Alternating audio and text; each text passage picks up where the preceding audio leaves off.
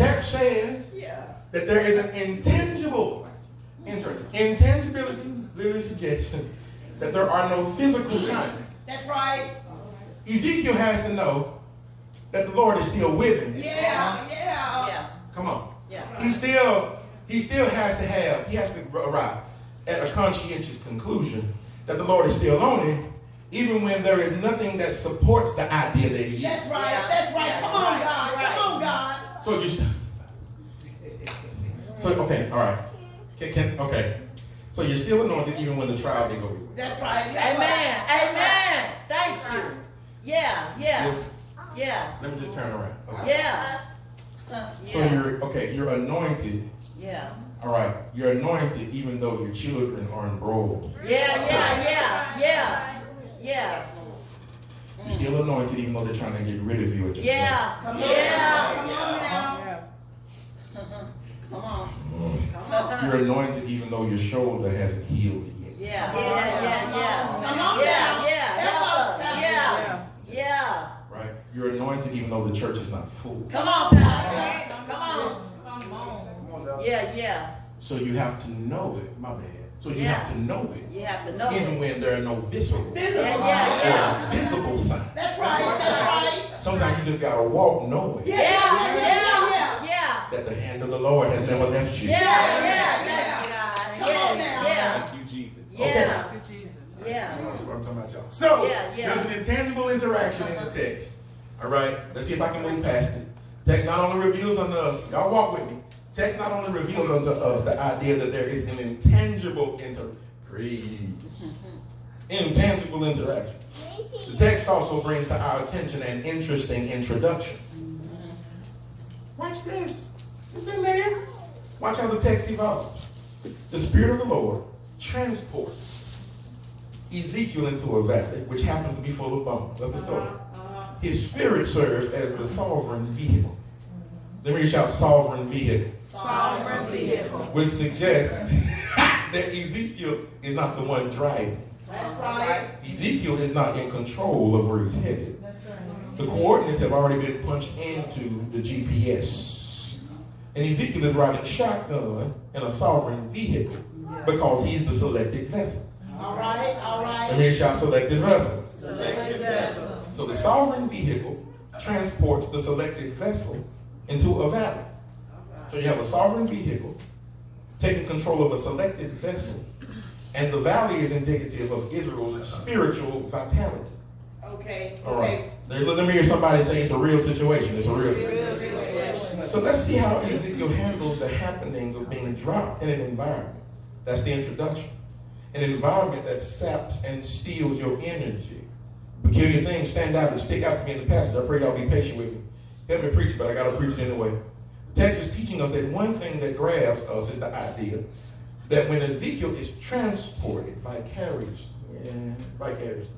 into this vituperant valley, first of all, he has to deal with isolation in his assignment. Okay. Let me shout isolation. Isolation In the assignment, when the text says in the first verse of the 37th chapter that the Spirit of the Lord set me down in a valley that was full of bones.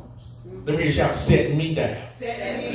Now, you notice that no one is said to have accommodated Ezekiel on this spiritual expedition. And even though we've notated that this is a spiritual vision, okay, all right, it is something that is happening to Ezekiel on an astral or metaphysical plane. Because physically, he's still in Babylon. Physically, the nation of Israel historically has been laid siege to. And the temple of Jerusalem has been desecrated and destroyed. So when it comes time to receive this spiritual vision, this spiritual revelation, Ezekiel is the one who receives it. There is no association of prophets. There's no assembly of priests who receive this vision. Ezekiel receives visitation from God. In the form of a vision that accurately depicts and describes Israel's difficult state. All right. Watch, and the Lord allows him to experience this alone. Let me shout, alone. So the context of the experience is complicated because the vision is to give Ezekiel a glimpse into Israel's future. But there is no one there to discuss the experience with Ezekiel. As it's happening, Because Ezekiel is the only one receiving the revelation. All right. Okay, all right. Now, so we got to understand that there were other prophets who had the responsibility of sharing what the Lord's plans were for Israel. If you notice, Daniel was a contemporary of Ezekiel. Okay. Shared the weight of Ezekiel's mantle by prophesying to a people that would have to press its way through Babylonian persecution for the better part of 70 years. All right. But Ezekiel's mission illuminates something for us that we need to share in this season with you.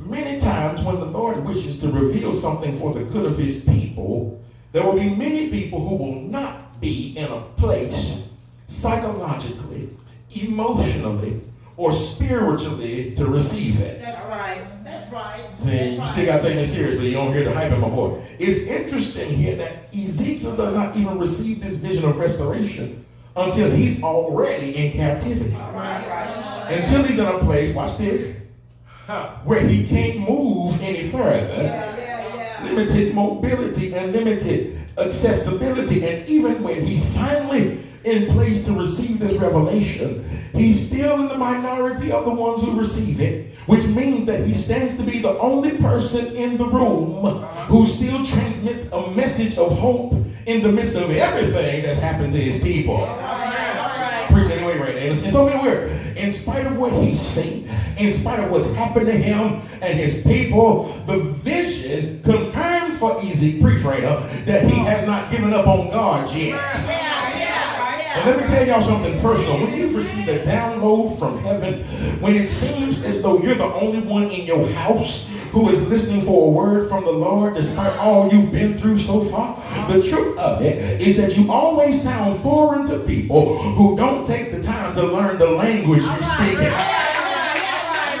Y'all can thank my brother, the ghetto prophet, for that. Because while Israel is aggravated about what had happened to them at the hands of Babylon, you were listening for the voice of the Lord. While Israel is upset about being mistreated and mishandled, it's going to make sense in a minute, and misused at the hands of Babylon, the Lord set you down in the midst of everything that's happening in Babylon and gives you a word that this might be what it looks like now, but it won't always be like this. Now, this is the caveat you have to take into the conversation. When you're the one who received the revelation, you always sound retarded when you're the only one in the room who says, it doesn't feel good now, but the Lord has already worked it out. You sound retarded when you're the only one seeing the same thing that everybody else has seen. You've witnessed how Babylon treats us. You've seen how Babylonian taskmasters treat Israel. You were not excluded from it. You saw the same mess that everybody. You saw the body cam. My bad, you saw the body cams. You saw the police cars pulling them over. You were not excluded from it, but your conversation is still different from the conversations of the people around you, because it's this word, it's this vision that Ezekiel receives that allows him to have a different conversation. Come here, let me talk to you for a second. You can tell by how far people can see by what they're able to say. Let me say that one more time. I know it's not deep, but it's got teeth. You can tell how far people can see by what. If you got always something, you always hanging around people who are negative and they're pessimistic. Yes, they are arbitrary in their assessments. You ask them how they doing, it's always a sob story. It's always something bad, always something pathetic, always something. You're just sad and pitiful. And then they get mad. They got the audacious nerve and the unmediated call to get mad at you because you call them pitiful. That's what you sound like. You sound like you the dog that got the tail tucked between his legs. That's how you sound. Have you ever avoided folk in Walmart? Have you ever avoided folk in the mall? Have you ever avoided folk, yes sir, because you knew that, yes sir, not only was it going to always be a sob story, not only was it going to be a sad story, but daggone, it was going to always be about them. They didn't check on you, trying to see how you were doing. I don't even want to talk to you. I got to an age in my life. I'm 40 now. It's cute when it's 20. And you're 30, you want to empathize with them. But I'm 40 years old now. And I ain't got time to be sitting around and listening to folk feeling sorry for themselves. Yeah, everybody, hell. Everybody got something going on. Look at somebody and say, yeah, he said it. I said, hell. Everybody got something going on. Y'all didn't hear what I said. Don't make me have to come and get y'all. I said, hell. Everybody got got something going on. You ain't the first one that's been through depression. You ain't the same one. You ain't the only one that's going through this. You ain't the only one that's lost a child. You're not the only one that got fired. You're not the only one that's been through a divorce. You're not the only one going through it.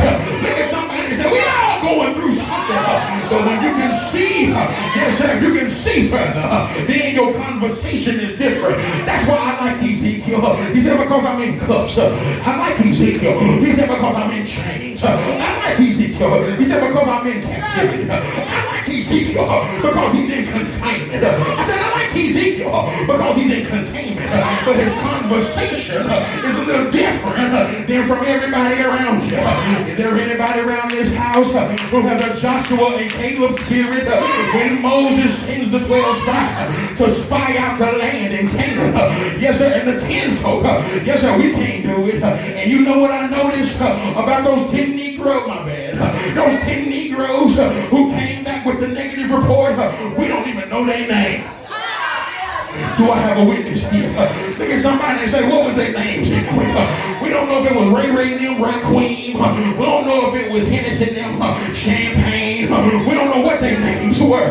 But the two who came back, who get positive reports, who came back with a praise, in spite of the opposition, in spite of potential conflict, the two Negroes that came back with a positive report was Joshua and Caleb. It was Caleb who said, I might be 80 years old, but still give me this mountain. I still got enough in me to fight. Can I paraphrase it? I might have some snow on the rooftop, but there's still some fire in the chimney. Give somebody a salute. When the military drill sergeant, and tell them, say, neighbor, give me this mountain. I know it looks rough, but give me this mountain. I know it looks dim, but give me this mountain. Oh, my brother, be encouraged.